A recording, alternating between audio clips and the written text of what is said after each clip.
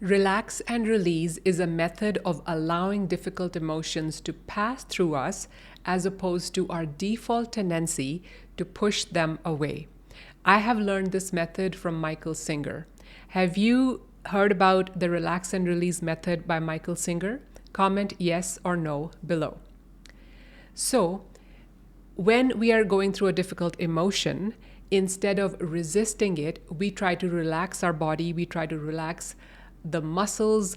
It could be the heart, it could be the belly, it could be the shoulders. We relax wherever we feel the tightness or tension of that emotion.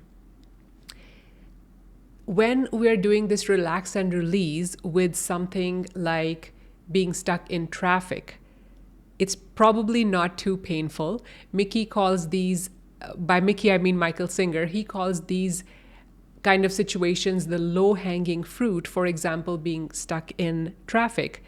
And he recommends to practice relax and release with these sort of lower-hanging fruit situations.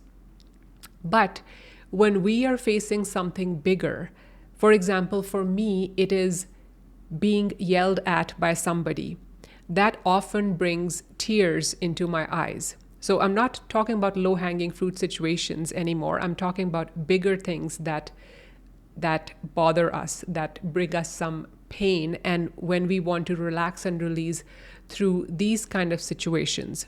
So for me, tears often come, and I let them come. I do not resist tears.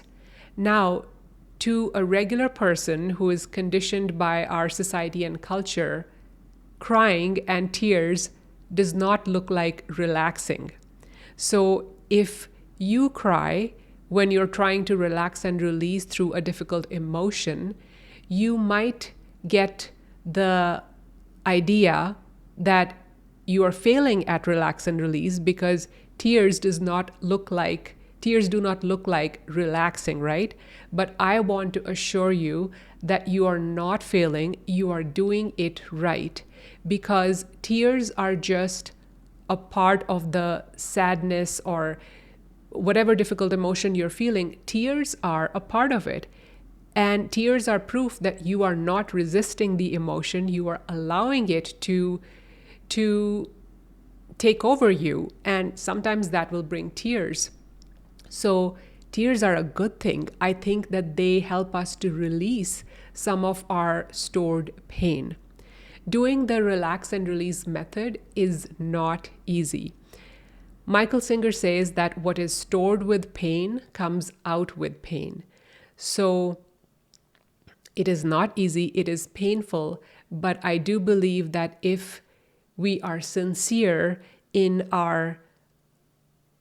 our goal to release our stored triggers, patterns, or samskaras, as MichaelSinger calls it, if we are serious about letting go of all these things and liberating ourselves, then we are willing to pay the price of this pain that we feel when we do the relax and release method.